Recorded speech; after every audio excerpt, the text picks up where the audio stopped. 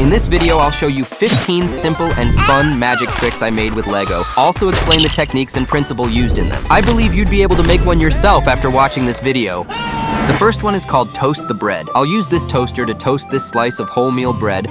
Just put the slice in, hit the switch, and then the toasted bread pops out. What the hell? To make the trick work, I added a button on the side of the toaster and secretly put a pre-toasted slice of bread inside. When I press the button, it swaps the raw bread with the toasted one. Hit the switch again, and it looks like the bread's been toasted. This trick is called Toast the Pizza. The dough in the pizza maker is now raw. Let's prepare some colorful veggies and fruits, mango, banana, onion, and green pepper, as toppings for the raw dough. Then bake them over high heat. After that, we got a pizza ready.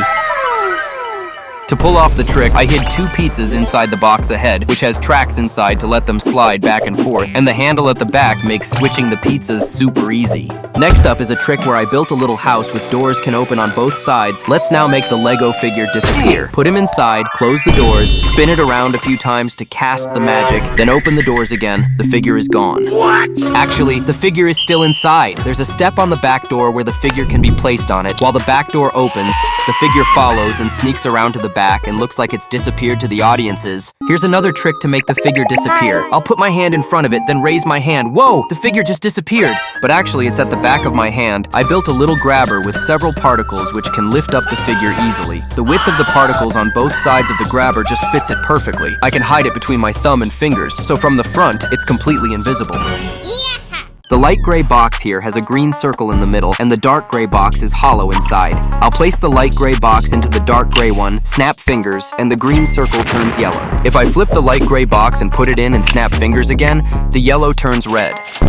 To be honest, the trick is pretty simple. The light gray box has 3 colors inside, and it can slide back and forth. The dark gray box has a long plate, which can be moved to change the position of the colors. This trick has 2 parts. Here's the green empty box, which has a yellow drawer. I will sprinkle a bunch of colorful small particles in the yellow drawer and shake them evenly. Put the yellow drawer back inside the green box, then pull it out. The colorful particles are gone. If I put the drawer inside the box again, it shows up again. The trick is that the drawer is double layered. By pressing on the back, we can separate the 2 layers. I also left a hole on the back of the green box. After putting the drawer inside, pressing the mechanism on the back to leave the inner layer behind. This is a colorful column, but I don't like the beige color in the middle. I hold it in my palm and squeeze it hard, then it'll turn into red. Wow. This brick here with bumps on it, I'll rub it hard with my thumb to make it turn into a smooth panel. I also have this minifigure here. With a gentle scratch on its face, I can make its facial features disappear.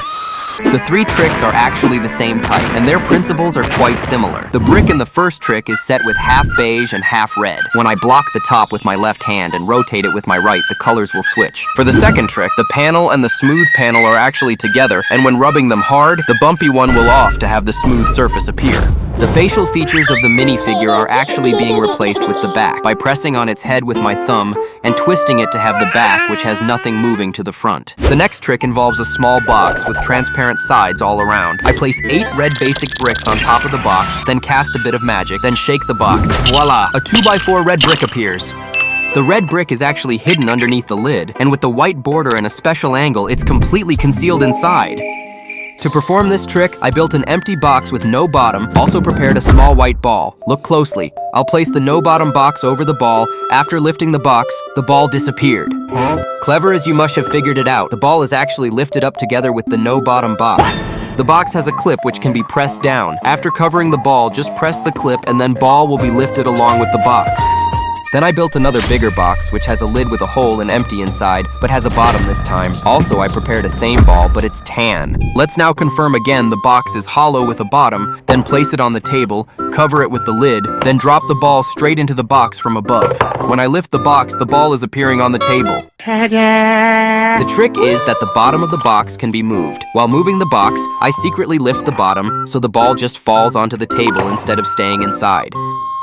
This board has a magical white arrow. No matter how I rotate it, the arrow always points in the same direction. Oh my God! That's because there's another identical arrow on the back of the board. If I rotate one of the arrows 90 degrees and combine it with the other, they'll both point in the same direction after I rotate them. But if I align both arrows in the same direction and rotate them, they'll point in opposite directions. The next one is called Restore the Broken Object. The middle of the box has a yellow channel and there's a hole on the right side. I take a very sturdy long board and slide it into the yellow channel, then pull the mechanism and the board breaks into 3 pieces. After that, I push the mechanism back and the long board is restored and just as solid as before.